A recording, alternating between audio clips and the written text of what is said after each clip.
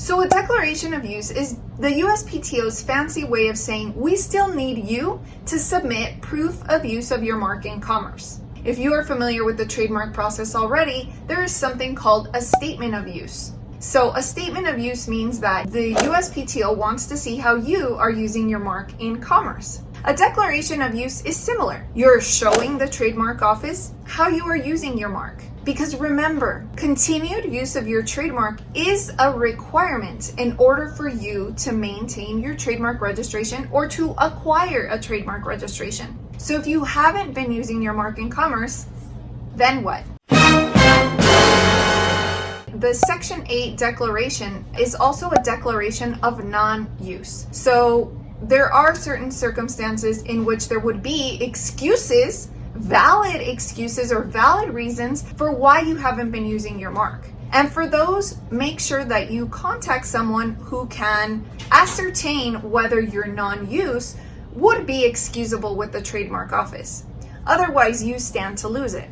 So, do you remember what years are very important in this trademark process? If you do, tell me in the comments below. I want to make sure you're paying attention. So, if you are interested in filing a declaration of use, then make sure that you scroll down into the description below, and that is something that we could help you. Now, if you want to file this on your own, then make sure that you know exactly what you are going to put into that declaration of use. It is like any other form that you would fill out during the application process. In other words, don't make a mistake that you're going to regret, because sometimes it could be costlier to fix the mistake than it is to just file it and do it right the first time. So my question to you is, do you know where to go to find the right form? Scroll down into the description where I have included the link for you in case you want to do it yourself. Again, if you have any questions, then make sure that you let us know. It doesn't cost any money to send us an email.